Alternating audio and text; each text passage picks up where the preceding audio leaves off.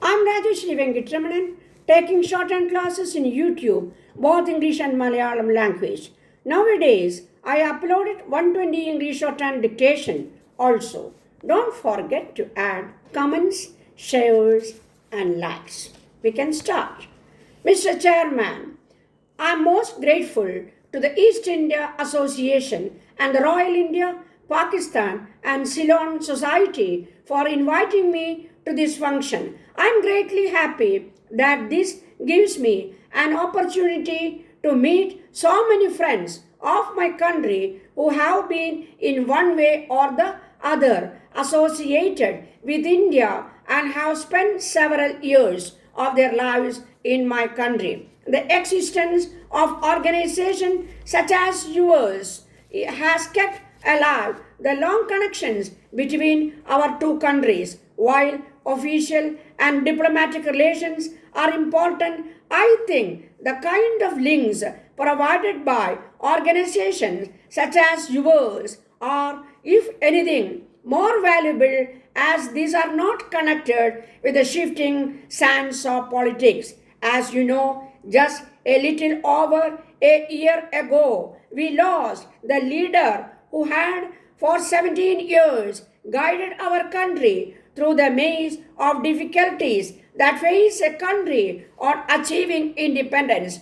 Pandit Nehru has left to us both the ideas to realize and the firm foundations on which to build. He has left us the ideal of achieving a social welfare state where poverty will have been banished, where every man shall have equal opportunity regardless of creed and color. The major instrument of achieving a social welfare state in an underdeveloped country has to be the government. You are all familiar with our 5-year plans. They provide both our state enterprise and private enterprise. When planning a social welfare state, we do not envisage any kind of rigid structure. One major element in the implementation of these plans is made up of foreign exchange, for which we depend upon credits and loans from friendly countries. I am happy to state that we receive these from your country, the United States,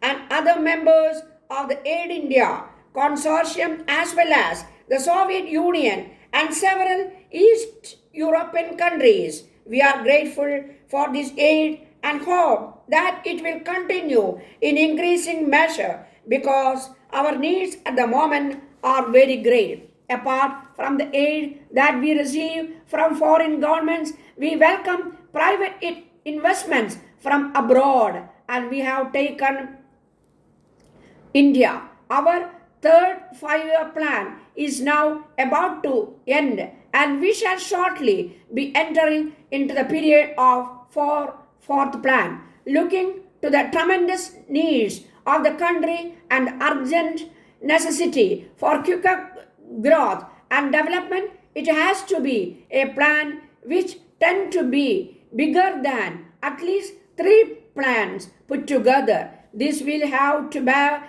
a heavy burden, but there is no choice because we cannot halt in our onward march. Agriculture and industry are the two most important elements of the plan. Agriculture has assumed added importance because we have to reduce the present heavy dependence on imports and make ourselves self-sufficient in food.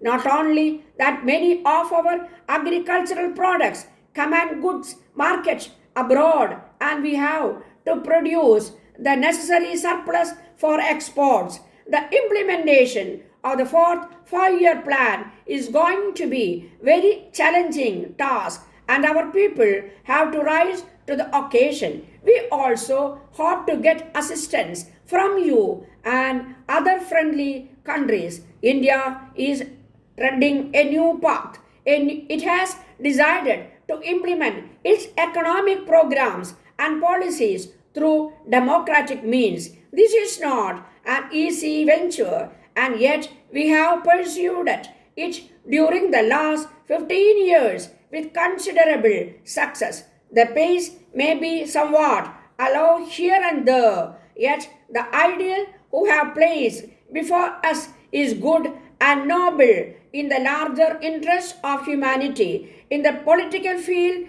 the concept of parliamentary democracy has been well and truly established. I am proud to say that despite many doubts that were expressed at the time of independence, every Indian has shown himself to be capable and indeed eager to exercise his democratic rights which the cherishes. I think it will be hard for you to find any other democracy where there prevails, despite several religions and languages, the kind of freedom that is enjoyed by all in India. I think you will agree within me that the grand experiment of parliamentary democracy and planned economy, which does not exclude and private sector, is a bold and ideal solution to the problems of our Asian and African countries.